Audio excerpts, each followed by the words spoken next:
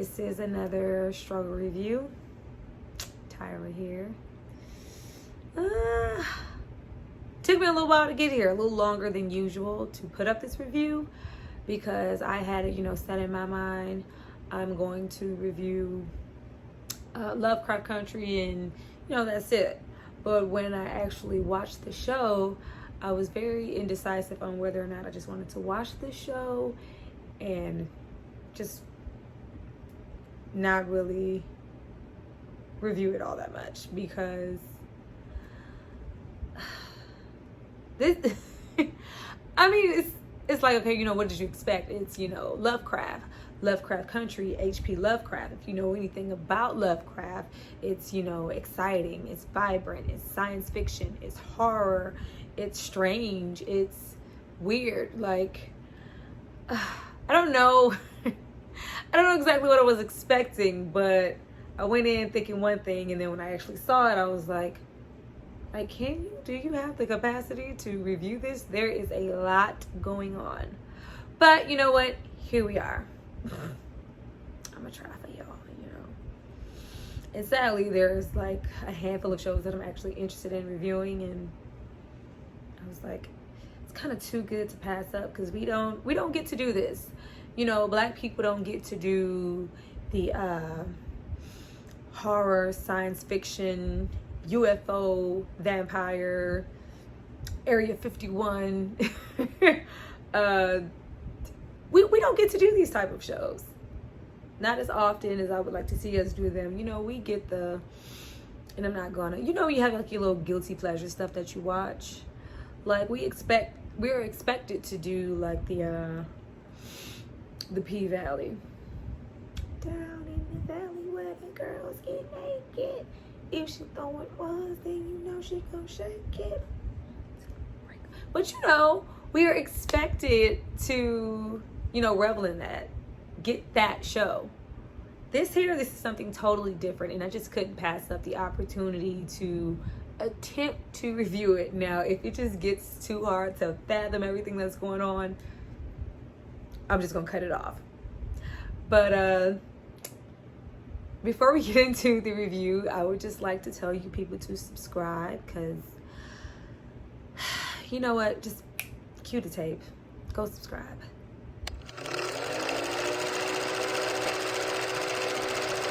So now that you lovely people have went and subscribed to my channel, let's get into it.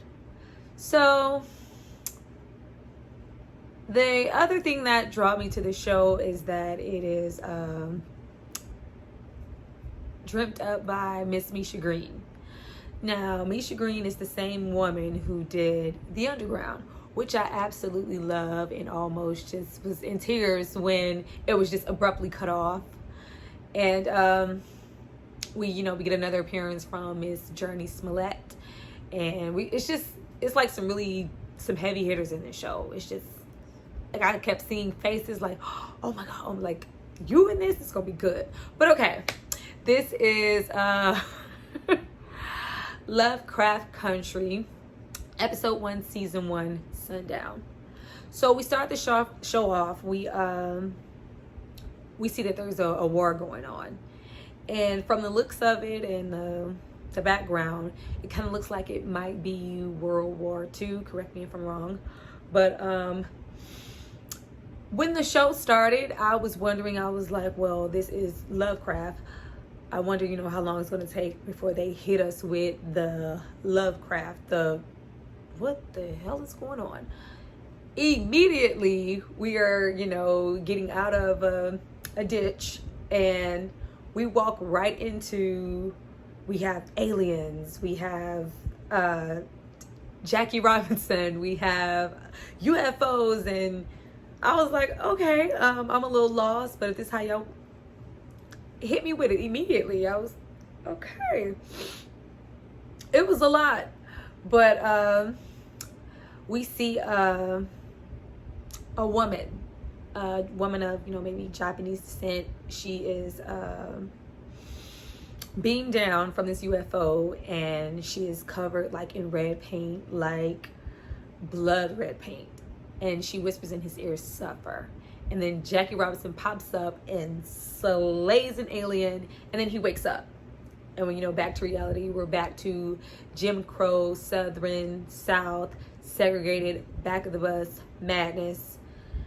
And we are introduced to Jonathan Majors. Now, I was introduced to him in, The Last Black Man in San Francisco, and, you know, the newly Seven Bloods, R.I.P. Jasmine Bozeman. I'm not crying anymore because I was...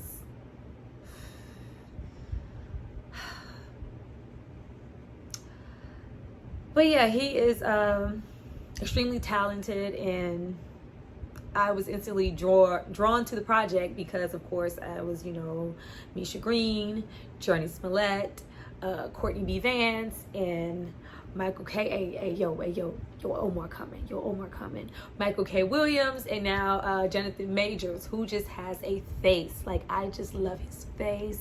You know, that old Hollywood Sidney Poitier, Harry Belafonte face. He's not pretty. Not that he's not handsome or anything, but he just looks so manly. Great casting. But we are introduced to him, and, you know, he's sitting on the bus. He's reading. The bus breaks down, and we see, you know, the white passengers being picked up, and his name is Tick Atticus Freeman, which made me think of Crispus Attucks, the freed slave, I believe, who was murdered in the Boston Massacre. He was, you know, a murdered free man, Atticus Freeman. But okay, he, you know, like, okay, well, damn, we're not getting picked up. We have to walk. Him and another passenger, a woman, they're walking, and she asks, you know, asked him what he was reading, and he said that he's reading about a Confederate soldier, I think, who, you know, who finds redemption. And so many words she's saying, you know, once you're that thing, that Confederate soldier, you can never be anything but that. You can kindly tell that Tick is maybe battling a few demons, because with that, he's saying, you know, it's just nice to see that change, that he could grow from that and not always be that horrible person who was that Confederate soldier. It feels like it's holding some weight for him. And he also says that, you know, since you know, went to the war to get away from this deep South, what's bringing you back? I'm looking for my dad. He's been missing. And the way he says it, like, I'm only coming back because it's my dad, and you can kind of already see the struggle within their relationship. Cut to Courtney B. Vance and Anjanou Ellis, Marianne, hey now, oh Mary, you know you sure look fine. Okay, we you know, getting to these people, I was like, okay, look at all this talent. This show has got to be bomb. It motivated me to review it even more. But we see maybe a middle-aged couple that are very much still in love, you know, making love in the afternoon, shades up, no lights on, no lights off. But she's telling him that, you know, that he's kind of going through some health issues, and wouldn't it be great if, you know, if I could just go in your place, because Uncle George is, I believe, a safe travel guide for other Black people, and maybe he's going to spaces to go, hey, I traveled here, it was safe, you can go to, you know, kind of a safe passage type situation. And, you know, she wants to go instead of him, and he's like, no, you know, I've seen some horrible things out there. I don't know what I would do if you had to experience those things. And you can see that she's disappointed. But we cut to their daughter, who is clearly an artiste, and she's like, ugh, really? Ugh. Goes to the window. Atticus is there. So fine. But they come out, and we go to Uncle George's store. And clearly Uncle George is, you know, a businessman, and that's you know, pretty big for that time. And he gives him a letter that his dad wrote in there, you know, talking about reading and H.P. LoveCraft books, you see that Uncle George is a lover of books. And the letter is saying, you know, there's some heritage and you need to know where you come from, and kind of like dig deep. You need to dig a little deeper to get your background. Come here. And it's like his dad is telling him to, you know, to travel here to meet me, and I'll give you more information. This has to do with me. This has to do with your mother. This has to do with her background. Instantly, we see that Uncle George is trying to deflect. Like, nope, this is a D. This is an A. Let me look closer at that. We see that Uncle George is hiding something. Very much so hiding something. And he's really trying his best to kind of persuade his nephew not to go. But he's like, you know, I'm going for my dad. We don't know where he is. You said, you know, 2 weeks. Now you're saying that you don't know. We see that dad is maybe not the best dad. And that he maybe has, you know, substance, alcohol abuse, maybe a bit abusive. You know, we see further along as we get into the story. But it's made very clear that Tick is like, I'm going with or without you. And Uncle George's like, you know, that's not even on the map. LoveCraft country, like, where is that? And we get off into a whole ram of things. Like, this show is covering so much, along with a lot of racial but okay. Atticus leaves and goes to a bar to look for his dad, and you see that Atticus is returning home after a very long time. I mean, he said it, but you can see that there has been growth, because each person who sees them is like, I didn't even know that was you. When did you get so buff? When did you, you know, grow up? Atticus is not here for it. Atticus is here for one thing and one thing only. I'm here to find my dad and see about this letter. But, you know, he goes and looks for the bartender who's out back. And we kind of see what he's out back for. And we're made prevalence of that when he says, you know, the guy with the 2 earrings. Because back then, when you were a man and you wore 2 earrings, that meant that. But okay. He's back there having a good old time and informs Atticus that when he did see his dad, he was, you know, picked up by this, you know, sharp, silver, really, really fast, expensive car. Whoever he left with, they have money, but I haven't seen him since. Cut to the block party. Every shot so far has been really great and nostalgic to see. I always love, you know, a good period piece, a good period movie. But it was nice too. We see like a change up from when the show comes on. We're not just gonna get we're in the 40s, we're in the 50s, we're in the 60s, we're gonna get, you know, music pertaining to that era. No, you're gonna get the music, you're gonna get contemporary music, you're gonna get, you know, famous dialogue from different Black people. Like, it's a very enriched show. But we get to the block party and we kind of start to see those LoveCraft vibrant, hot pink, hot red colors. And we are introduced to Journey Smollett. Now, she, you know, has her camera. I'm like, okay, photographer, I'm with it. But no, there's a big, busty, beautiful Black woman, you know, singing on stage. And she notices her. And you can see that they know each other, but I'm just thinking that maybe they're just two friends that are like, girl, yeah, I'm here. Like, you know, we're in that red sister. We see right off the back that they do not have a good relationship. And the crowd notices her and they're calling her on stage. No, we haven't seen you perform with your sister in so long. Big sis is like, she's not here for it. Like, I don't want her to come up here. And we kind of see why, because when she actually does come up to the stage, she kind of sort of steals the spotlight, especially for back then. You know, really fair skin, fair hair, the look.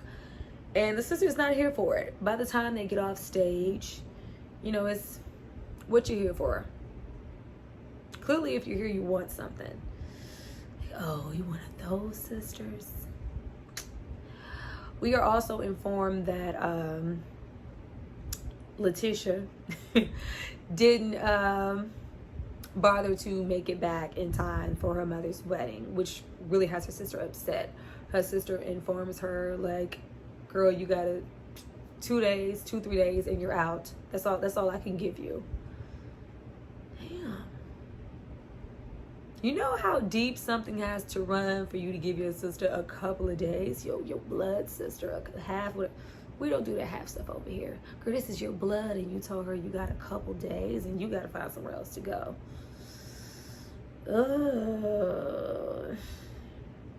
But it just lets you know how torn that relationship is.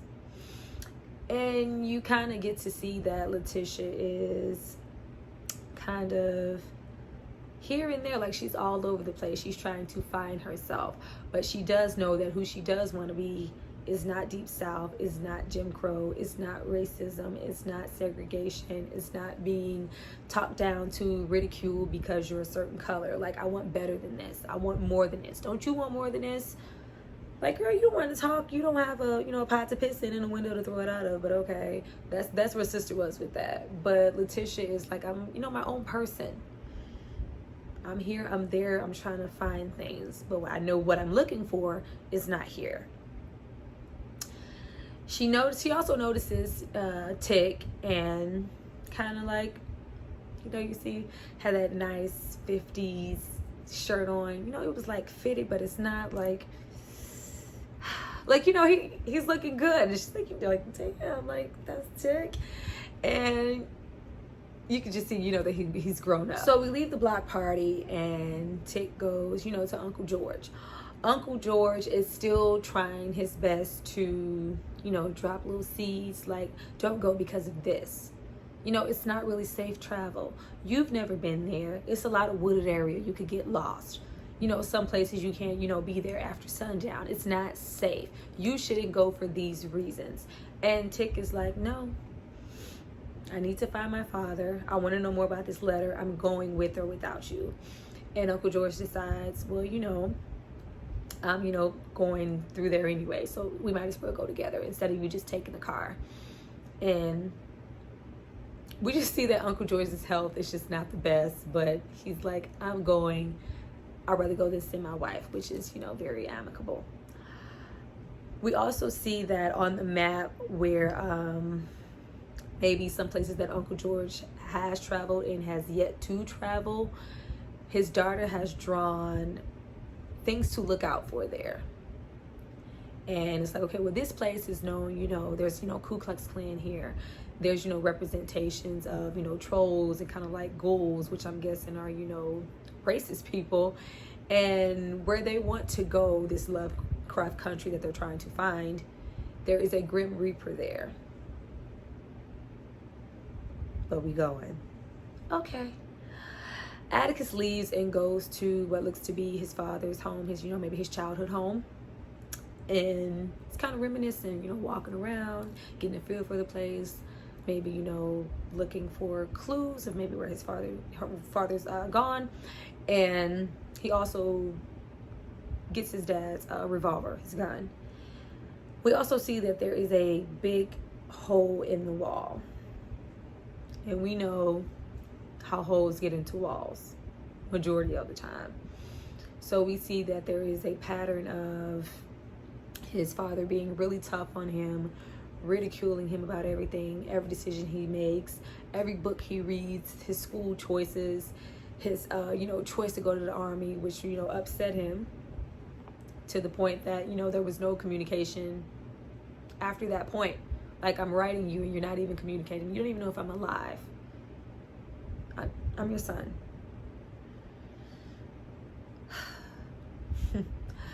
But he sits on the bed and makes a call to Vietnam, Korea, one of those many places. But a lady answers who sounds very much so like the person that was in his dream, dripping blood red, which I think that blood red is significant because she whispered suffer, and on the phone he does not say a word. Doesn't say it's me, nothing. But she goes, Tick, is that you? You left. You shouldn't have done that. Before she could get the full statement out, Tick hangs up and he looks horrified. So clearly he has some secrets also of his own that he's not sharing about the war. Right when he's walking in the house, we see the silver, I'm so bad with cars, the silver platinum sunroof top living gasoline fancy car watching him. But we know that there's someone in there watching him. But the description fits the car that he said, the bartender said his father left in. We get up the next morning and Tick sees Letitia loading her things into the back of Uncle George's station wagon, you know, which solidifies like, oh, she's coming with us. Instantly, Tick has Google eyes, like, and as he should, she's beautiful. This whole look fits Journey Smollett very well. She looks very comfortable, looks legit. But we see that they have a relationship prior to, you know, they're not just having googly eyes with each other. She didn't just notice him at the block party and go, hey, he's looking kind of cute. They have an established friendship from when they were children. And you can see right off the bat that it's a little spice there. Uncle George comes out with Ingenue Ellis. I am saying that because this lady's name is, I'm just going to say Hippo. I was like, what? Hip. Okay. But she's, you know, very saddened to see her husband go. She's not for it. She's like, which I was waiting for, like, you know, you don't want me to go by myself. I don't want you to go in my place. Let's just go together. But Uncle George didn't say that. And, you know, he's reassuring her, you know, when I get back, break it on down. And his daughter gives him a comic that she seems to draw every time they get ready to go on one of these trips. And she's replaced the center of the story with her dad to the mom. But we start to get on the road, and instantly we see what we are. We see what time frame we are in. We are on the road, and I think the background dialogue is, I believe it's James Baldwin. Probably should have checked that, but I think it is. But we see exactly where we are. Like, the story has been not cookie cutter so far, because we know what's going on. We know the time period that we're in, but we are kind of slapped in the face with it. We see, you know, them being ridiculed while stopping for gas, and Tick is like, boy, because he's eating a banana, and, you know, white man, you know, like, oh, you monkey, because, you know, we're monkeys.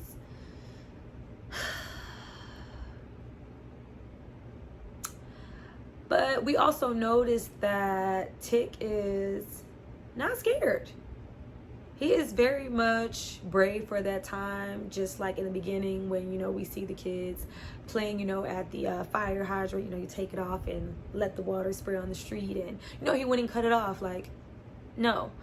And during the block party, we see him, you know, go and run and go, you know, cut it on, and very brave man for those times. Like, I don't care. You don't call me a monkey. Like, boy, I will, you know, come over there, beat you the up. This is not a man who's succumbed to the times, and, you know, I'm gonna keep my head down, and we don't want no trouble, you know. Like, no, not Atticus. I'm here for it. But, you know, we see those Ain't Your Mama billboards, you know, Ain't Your Mama, who people are pretending that they never knew that the Ain't Your Mama person on the box was racist. Mammy.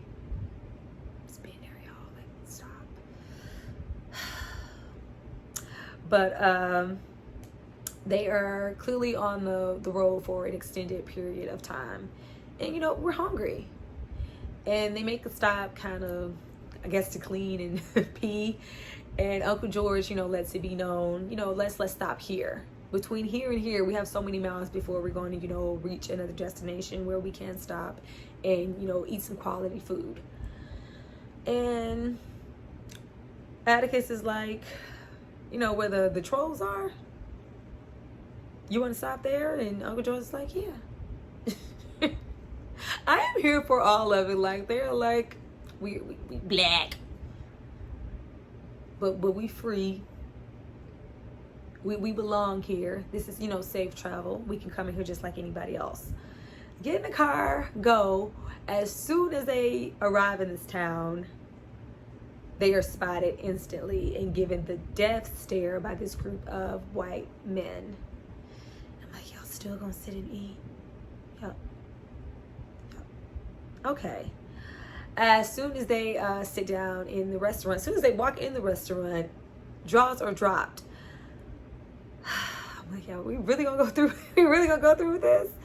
But they're sitting there, trying to go over the menu, decide what they want. The busboy, waiter,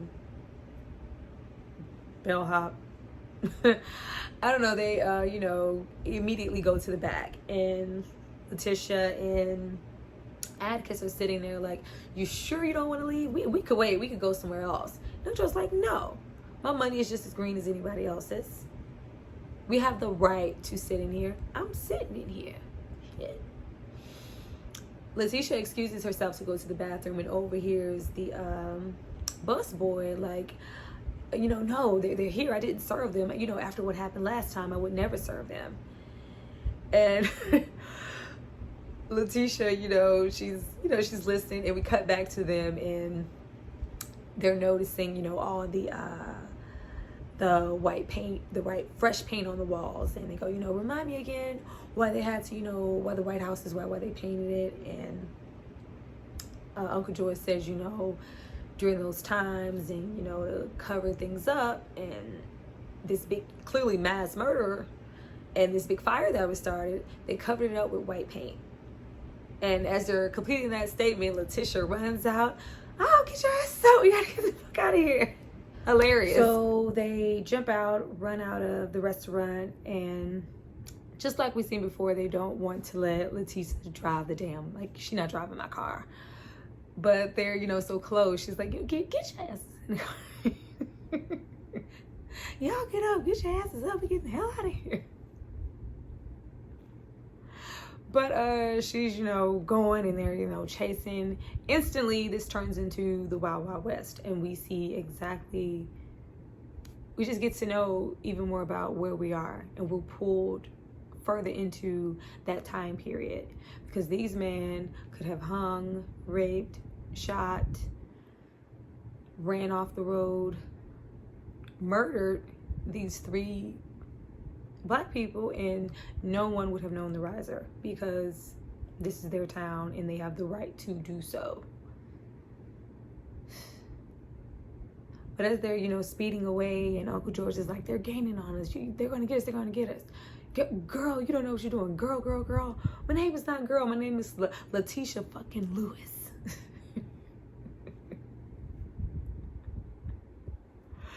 But just as they're, kind of gaining on them and getting closer and closer to annihilate them, because Atticus is shooting with his, it reminded me of, Harlem Nights, when, quick, you shot my brother, quick.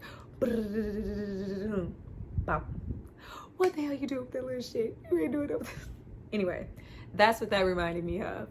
But as they're creeping up on the truck, that silver car comes from out of nowhere and magically clean knocks his car off the road, killing everyone in the vehicle. Atticus sees the white woman step out, very clean cut looking white woman. She looks rich, shiny. Speeds off like, I don't want no parts of this, let's go. We wind up at Letitia's brother's house, because as we see, it didn't really work out with her sister, and I'm sure she wasn't digging that little time frame she had. So we go to another relative. But once they get in, I'm not sure what her brother's job is, but he has a lot of information about towns and maps and roads and trips and sheriffs and whatnots. And Yet again, we still see that Atticus is obsessed with getting to Aldham, to, you know, Uncle George's dismay. And, you know, he lets him know, like, there is nothing here. From what I can gather, it's here, but there are nothing on the map, no major landmarks, no signage, no anything. And Uncle George is like waiting, like, so what do you want to do? He's like, well, yeah, we should probably get some flashlights and get out, you know, before dark so we can, like, damn, you still want to go? Yes, Uncle George, he still wants to go. He also informs him that around that particular area, there is a lot of death because of a particular sheriff named Eustace. We cut to Uncle George talking to Hippo, his wife, and, you know, his daughter is, you know, going over her comic and what she wrote, and she's just, you know, so happy to be on the phone with her dad. And you see that Uncle George looks like he's contemplating something in his mind. He gets on the phone with his wife and says, you know, how about this next trip? You guys come with me. And she couldn't be more happier. It's like, you know, that's what I've waited for this entire time. And you see kind of this connection happen that you would assume have been there, because, you know, who knows how long they've been married, but it's like, that's all I ever wanted to do was be with you. And it looks like they kind of, you know, spend a lot of time apart. As soon as Uncle George hangs up the phone, he looks into his wallet and pulls a picture out of his wallet of a woman. The same woman that we saw when Atticus was at his father's house, and we saw that his father is, you know, Michael K. Williams. Yo, Omar coming. And what looks to be his mom. But Uncle George has this woman tucked away in his wallet and is gazing at the picture like it's long lost love. So we get deeper into what Uncle George may be hiding. So after Uncle George's loving gaze at this photo of Atticus Freeman's, his nephew's mother, Uncle George, they meet outside, and we can hear Letitia and her brother arguing. And he's upset, you know, like, you know, how much do you need now? How long do you plan on staying? It's the same dynamic that we saw with her sister earlier in the episode. She's clearly unwanted by her family because they don't support her in what she's trying to do. He's letting her know and informing her, you know, I sent you money. What happened, you know, with the money that I sent you for you to come home? And she says, you know, I use it to bail some friends out of jail. We can kind of hear that Letitia is maybe like an activist in the making. You know, maybe she said, you know, something about, you know, they were protesting. You know, we're just coming up on, you know, the cusp of, you know, civil rights and all those things beginning. And Letitia's, you know, trying to be a part of that. She's trying to be down for the cause. Brother's not trying to hear it. He's, you know, putting hands on her. You know, I don't want you here. You can go. How can you not make it to your own mother's funeral? Atticus and Uncle George are outside, you know, to avoid all the noise. And you can very much see that Atticus wants to save Letitia. And Uncle George is like, you know, that has nothing to do with us. And we see further on in the episode that a lot of things that have happened surrounding Uncle George, he had a, you know, that's a nothing to do with me mentality. Because Atticus, you know, says, you know, he's having, you know, a complex about how he was treated as a child, how he was abused, how his father never wrote him when he was, you know, in Korea in the war, and how abusive he was and his upbringing. And Uncle George lets him know that, you know, like, hey, maybe you shouldn't be so hard on him. We did grow up in the same household. It was abusive also, but he was smaller. Like, he, you know, he got a lot of the heat where I didn't. And Atticus says, you know, do you regret that you know, watched the same thing happen to me with your brother? You didn't protect me. You didn't do anything to defend me. And you see that he probably does because Uncle George is very emotional about it. But once again, Uncle George is, hey, that has nothing to do with me. That's your father, you're his son, that has nothing to do with me. Even though we clearly see that Uncle George really, really cares about his nephew, and he also informs him that even though it looked like he didn't care, because clearly his father is a very stubborn man, you know, he asked about you he didn't ask about you, but, you know, he would kind of wait for me to bring you up and let him know, you know, your whereabouts, even though he may have not written you this entire time, except for this mysterious letter and his disappearance. But we hear that Letitia is being put out. She's been put out, so that plan to, you know, leave and stay with her brother is done. So she's, you know, back in the car. She doesn't have that option anymore. They, you know, head off looking for this road. There's no signs, no anything, and they've clearly been driving for a very, very long time. Uncle George is done. Letitia is unconcerned, like, there's nothing here. We've, you know, kind of driven in circles. Atticus gets out of the car, and, you know, Letitia kind of gets out to kind of console him. Atticus is very adamant about finding this place. I want to find, you know, more clues. He's looking for an inkling of anything, because his goal is to find his father and discover a little bit more about what that letter meant and just know where his dad is. As they're, you know, sitting there having a kiki, and Atticus, who is a lover of books and LoveCraft and different things that he's read, he, you know, says, you know, maybe it was a Shabbagat, this big blob, you know, with hundreds of eyes. And she goes, you know, well, we could outrun that. And he's like, well, you know, Uncle George couldn't. As they're, you know, talking, a sheriff pull up. The same sheriff that we saw in the photos previous at Letitia's brother's house. And he just looks like an agent of chaos. Like one of those supreme racists. Like, I'm looking for something. I'm looking for a reason to shoot or hang somebody. And, you know, he reminds them that this is a sundown county. Now, as they were entering the county, there was a big sign that said, don't let the sun go down on any here. Like, don't let the sun catch you. This is a sundown county. We have every right to kill you if you are in the county when the sun sets. It's heavy. Sundown County. Talking to the sheriff, Uncle George is very much so calm, and I'm trying to, you know, de-escalate the situation. Yes, sir. No, sir. Yes. We're just, you know, taking a stroll. Atticus is not with it. As I said before, Atticus is very bold, very brave, very unconcerned with this. This is how, you know, things are at this time. This is how you're supposed to dress. These kinds of people. Atticus is like, I don't care. It's not sundown yet. You gonna shoot us right now? Let me see. But the sheriff informs them that, you know, it is 7:09 and that the sun is setting in 7 minutes. And they're like, you know, we can get out of the county. It's like, well, if you get out in the time frame that you need to, that means that you would be speeding. And if you're speeding, I have every reason to pull you over and probably still kill you. So we get the most intense, because felt like I was in the car,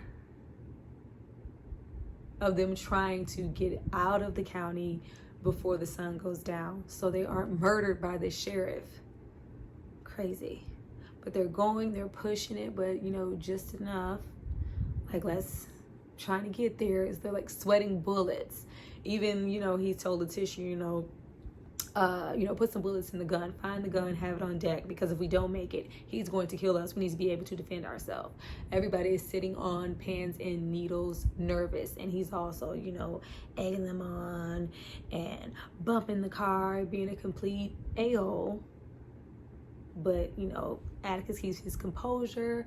It's intense. We're almost there. We're trying to make it. We got 5 minutes. We got 4 minutes. We got 3 minutes, 2 minutes, this amount of seconds, almost there. We made it. We're out of the county. Of course, why wouldn't this sheriff have his little buddies waiting at the county line? Like, no, we're going to take you anyway. These people have an agenda. This is that Grim Reaper that was drawn on that map. Uncle Letitia's brother let it be known he has a high body count. Like, this is what this man does. He had no intention of letting you guys go. So the officers take Letitia, Tick, and Uncle George to this dark, secluded, murderous location. Like, y'all had an agenda. They are saying, there are, some burglars on the loose, and these could be the culprits. Are you guys really from Illinois? And like, stop. It didn't matter. Y'all wanted to kill them anyway. But okay. Tick is, trying to save them. Like, at this point, they have them, face down in the dirt on the ground with the shotguns to their head. They were goners. I was like, damn, I know this not the first episode, but HP Lovecraft Country, it could happen. But he says, it's a misunderstanding. You can check the car, and calls him Sheriff Hunt. And the sheriff is, if you're just passing through and you don't know anything, then how do you know my name? And we know that he knows his name from Letitia's brother, but that's all he needed to know. The guns are cocked, the faces are in the dirt. This is the last moment.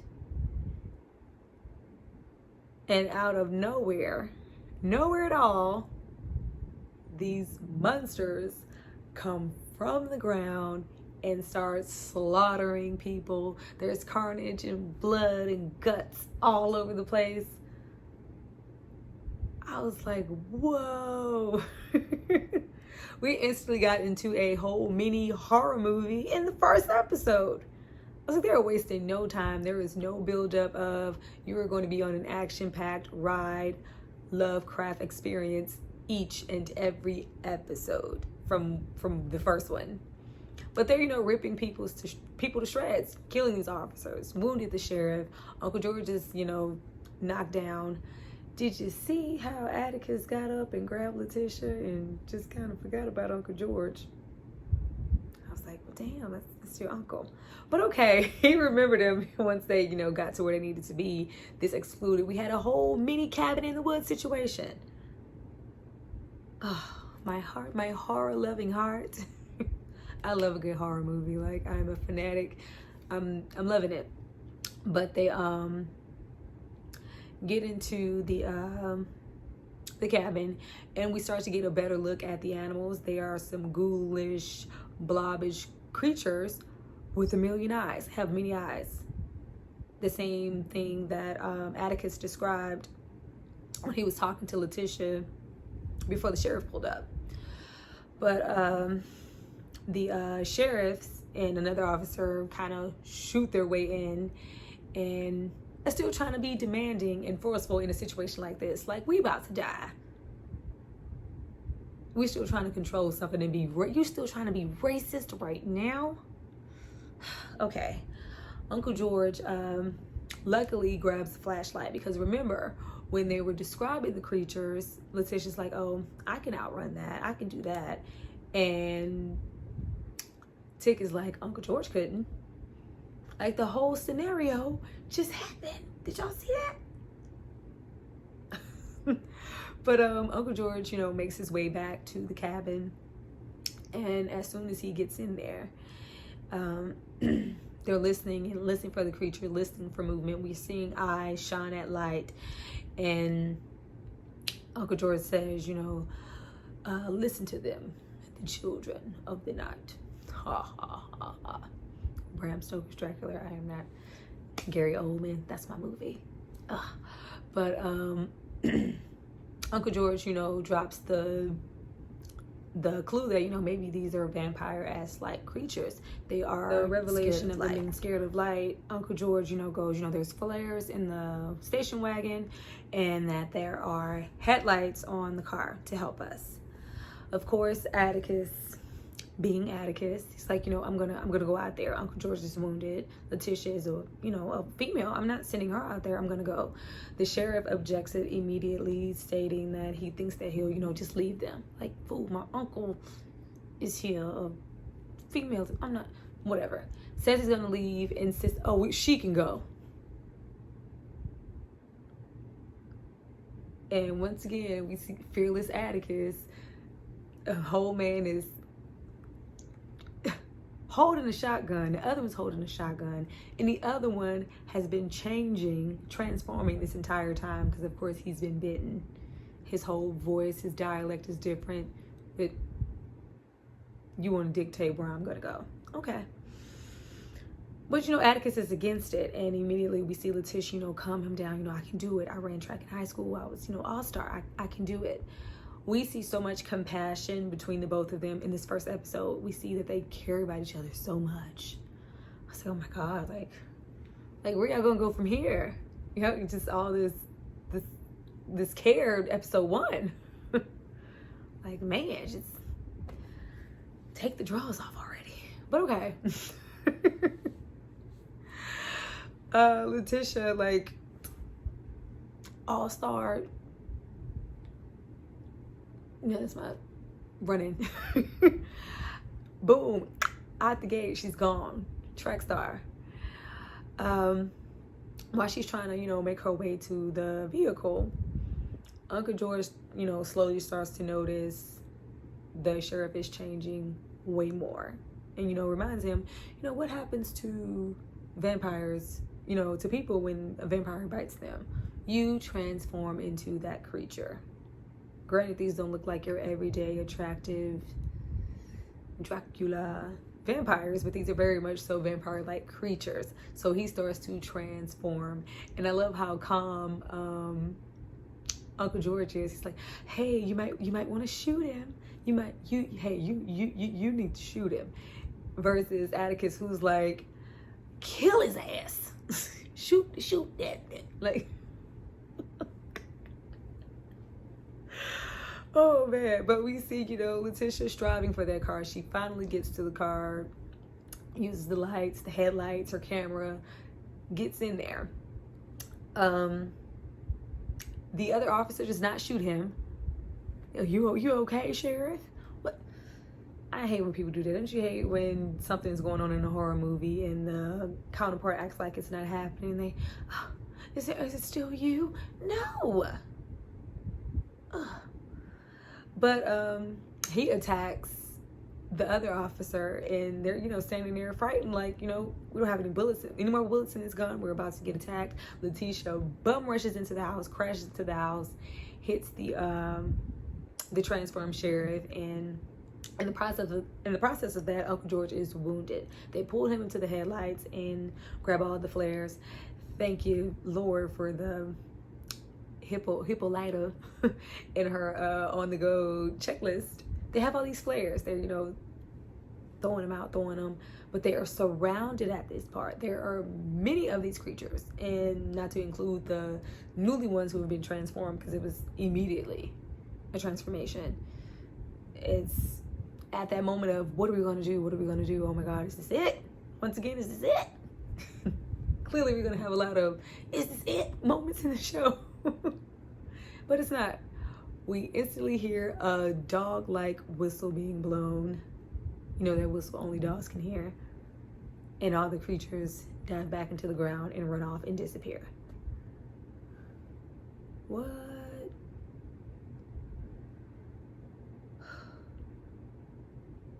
But the station wagon is done, so they start walking. We finally see them on the actual road and not in any forest. Don't you love that everybody just happened to have on white, so all that blood splatter was so vibrant? HP LoveCraft. But they're walking and going and wind up at this grand castle, especially for those times. This whole castle, many acres, this land. And at this point we are understood that we've made it to Artem. Go up, they're walking up, and once again we see this silver car. I don't know if that's a Rolls Royce or what. I don't know what it is. We see this silver expensive car. Like, okay, these are the people who have not only been following us, these are the people who killed the racists who were trying to kill us a couple towns over. Knock on the door. Another blonde hair, blue-eyed. I love how mystical the white people look. Like, they look like normal white people, but they look very, I don't want want to say pigmented, like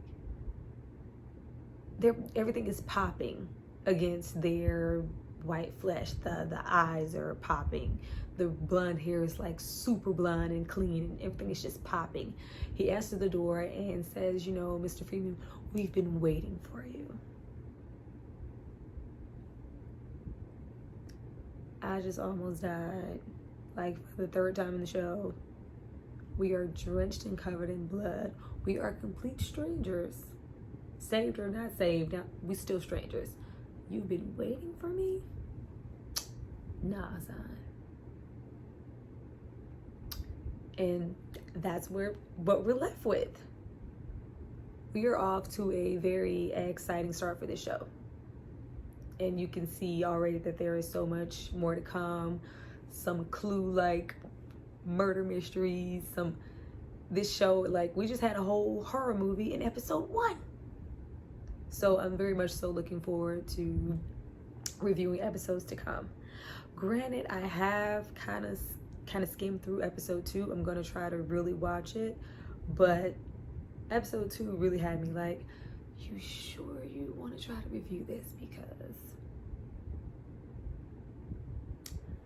it's a lot, but it's a good a lot. It's needed. It's necessary. But that was my review. HP LoveCraft. I hope you guys enjoyed it. Like, comment, subscribe, all that good stuff. Come watch the videos and don't say nothing. Rude. Bye, you guys.